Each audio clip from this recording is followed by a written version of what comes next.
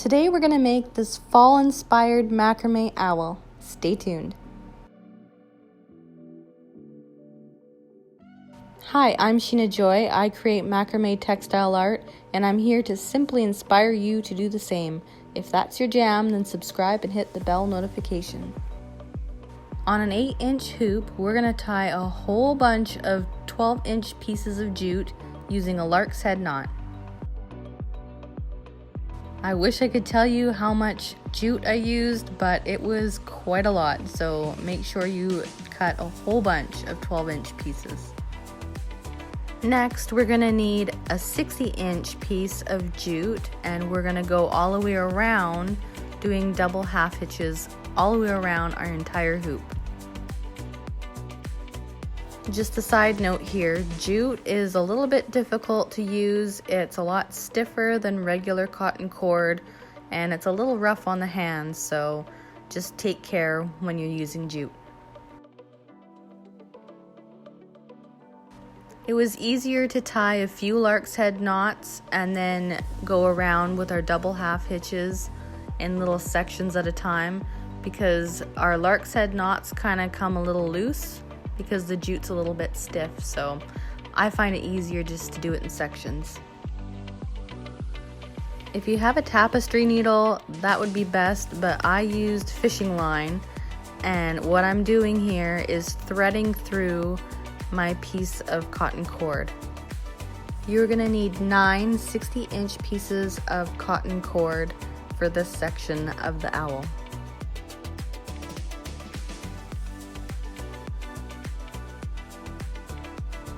So I counted 12 lark's head knots between where I'm fishing through our cotton cord.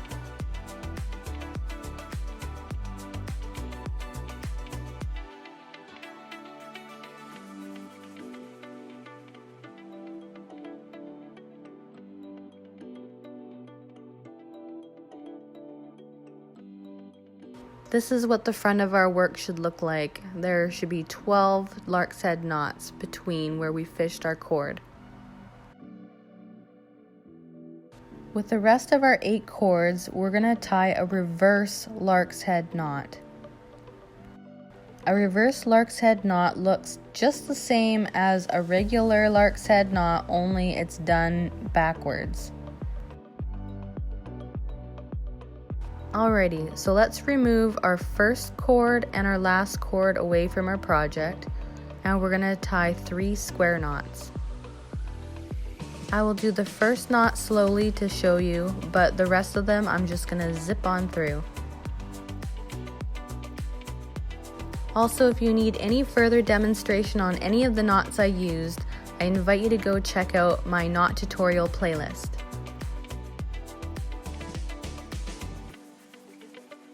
Okay, now let's zip on through. For our second row, we're going to remove the first 2 cords and the last 2 cords away from our project, and then we're going to tie 2 more square knots.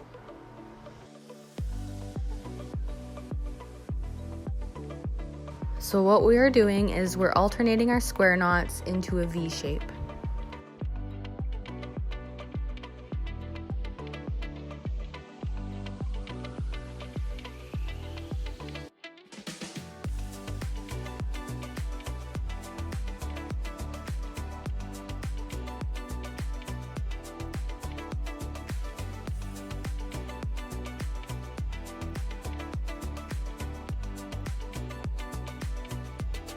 Okay, and then the third row is just the same, only it's just our one last square knot.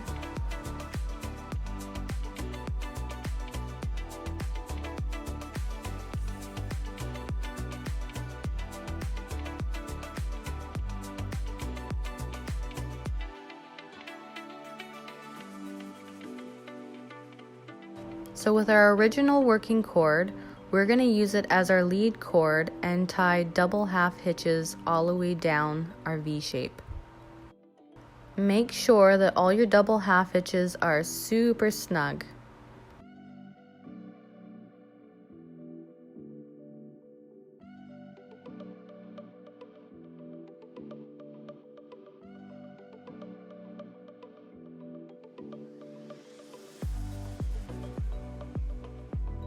Now let's repeat the same process to the other side.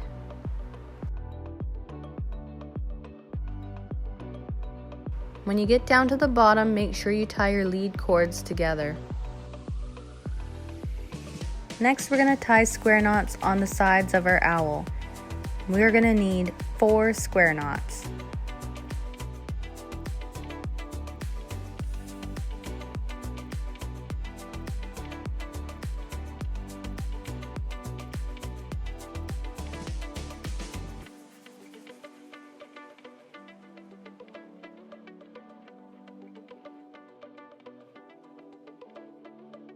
With the 4 center cords, we're going to tie double half hitches to form his beak.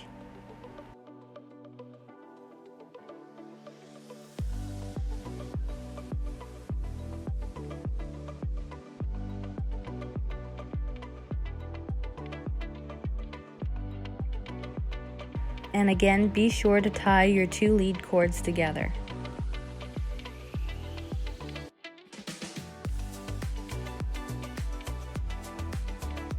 Next, we're going to add the wooden beads to form his eyes.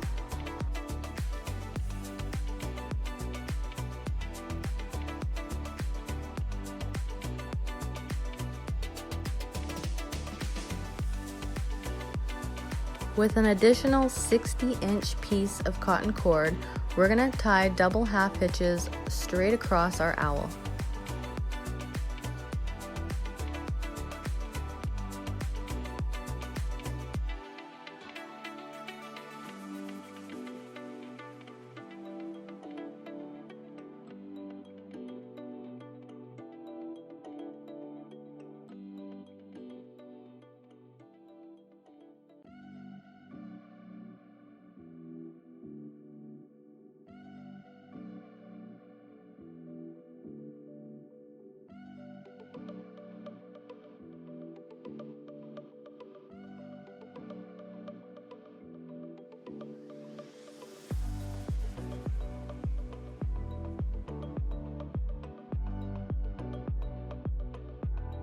Working from the center, we're going to tie vertical double half hitches.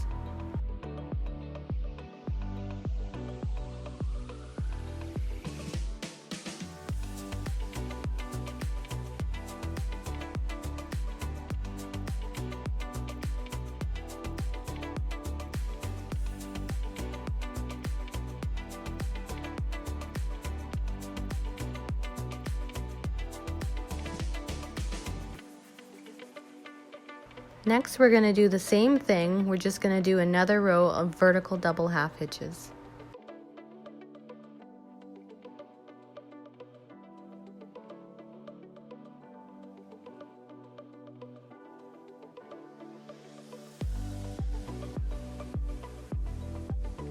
Okay, so next we're going to tie some square knots. We're going to do 4 rows of alternating square knots.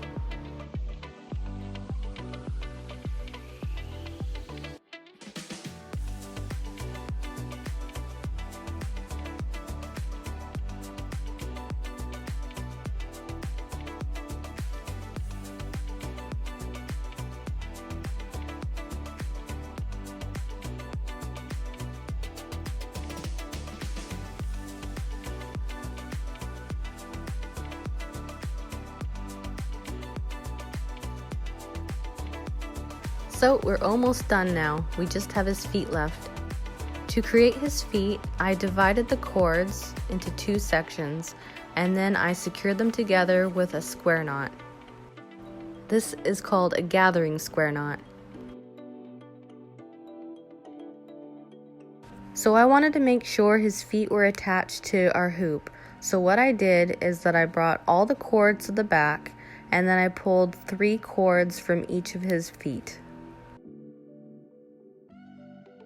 So like what I did from the top, I am going to fish through each cord through the front of our work. I find by doing this, it secures our owl onto the hoop and it also gives him talon-like feet.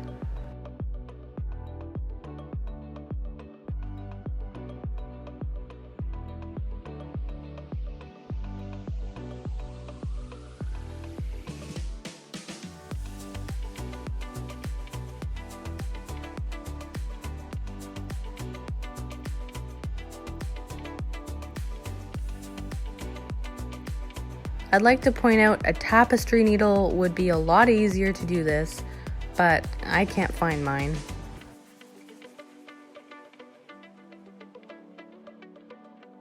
Okay, so let's flip them over. And I'm going to gather all the cords and do another gathering square knot. Actually, I'm going to do 2 gathering square knots.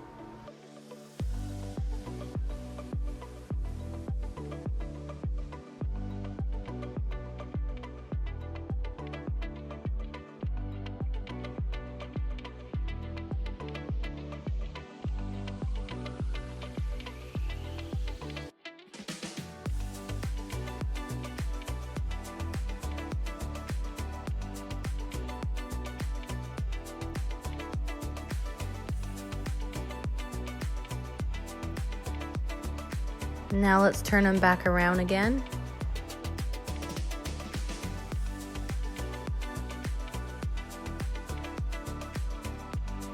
And I'm going to trim our jute so that it's about 1 inch in length all the way around. You can also comb out the jute and it would kind of fluff it up and give it a lot more texture, but I kind of like it a little bit raw. For some reason, the raw edges just screams more fall to me. I don't know why.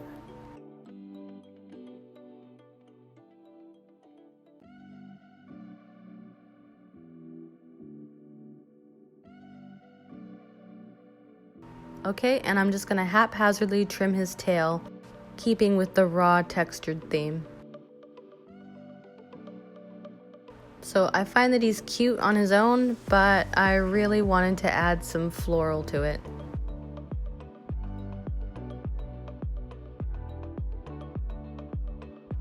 With a scrap piece of jute, I'm just gonna tie a hanger onto it.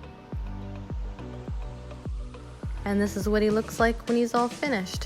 What do you think? If you like this video, please give it a thumbs up and subscribe to see more. Also, here are 2 more videos I think you'll like. I'll see you over there.